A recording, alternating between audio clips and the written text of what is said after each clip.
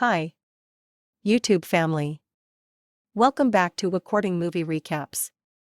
Today I will show you a 2019 comedy drama movie, titled Jojo Rabbit. Spoilers ahead. Watch out and take care. The fictional city of Fackenheim, where Nazi Germany is starting to collapse, is the home of Jojo, a 10-year-old boy who keeps Adolf Hitler as his imaginary friend but can't tie his own shoes. He's a true nationalist and a fanatic, indoctrinated with Nazi ideals and eager to help his country during the war. And that's why he's joining Jungvolk, the junior section of the Hitler Youth, with his friend Yorkie. They're spending the whole weekend at a camp run by Captain Klenzendorf, his second-in-command Freddie Finkel, and Fräulein Rahm, who is in charge of the League of German Girls.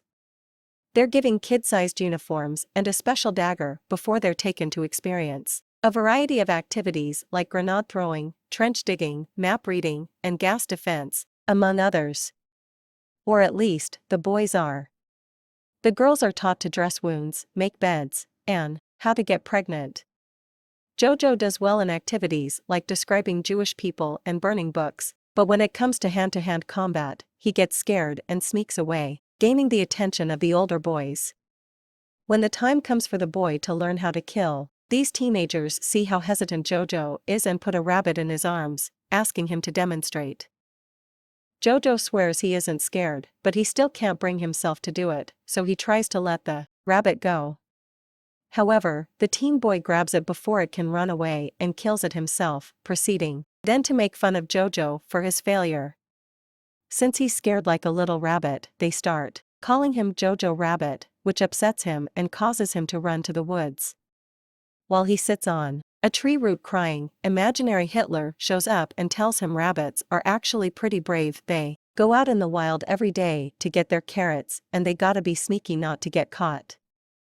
Encouraged to be a mighty rabbit, Jojo runs back to camp, where Klenzendorf is teaching the kids to throw grenades under his supervision. Jojo passes by him, steals the grenade he has in his hand, and continues to run into the woods, where he throws the grenade so badly that it bounces off a tree and lands on his feet, exploding on his face. Jojo falls unconscious, but he has some blurry memories of people getting him to the hospital and his mother Rosie Betzler visiting him. He wakes up some days later in his room, and the first thing he notices when he gets out of bed is the limp on his leg, the second being the scars on his face he finds when looking at the mirror. His mother comes to check on him, then to hug him and remind him that he's got her even if his father is gone, and his sister Inga died. After making him put on his uniform again, Rosie takes Jojo back to the Jungvolk headquarters, where they find Klenzendorf awkwardly feeding Finkel. Klenzendorf has already been demoted for negligence, but Rosie still hits him on the groin with her knee and slaps him with her glove, making him promise he'll give Jojo some work to do, even if it isn't on the field, and that he'll feel included. Jojo is given the task of putting up propaganda posters around town and delivering conscriptions, which he does with lots of enthusiasm. One afternoon, while working, he finds his mother staring at a group of people hanged at a gallows in the public square, and when Jojo asks her what they did, she replies, what they could. When he goes home later, his mother isn't there, and he starts to get nervous when he hears noises coming from his sister's room. He enters the bedroom to investigate and finds a weird mark on the floor that goes up the wall, so he inserts his knife into it and manages to open a fake section of the wall. There is a space behind it enough for a person to crawl into and various objects spread around. At the end of it, he's shocked to find a young girl, Elsa Kor, who follows him out of the room, as he screams and runs around the house in fear.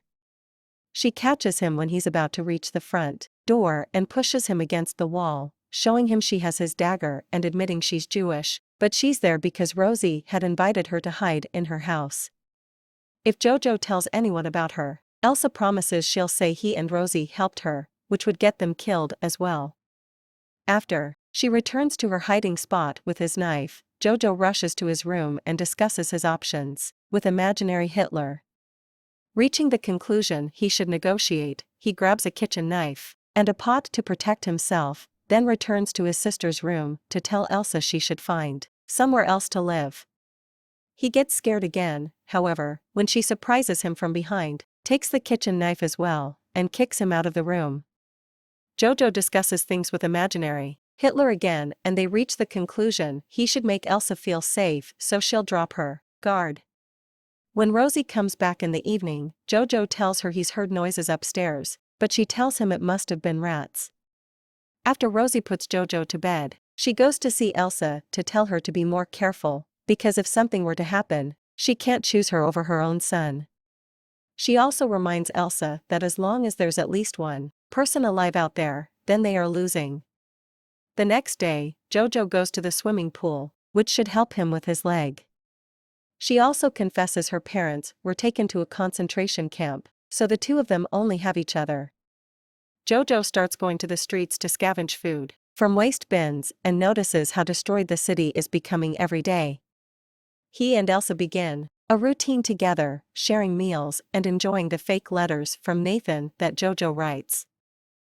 One afternoon, the city enters a chaotic state when the Allies initiate an offensive, taking advantage of Hitler having killed himself.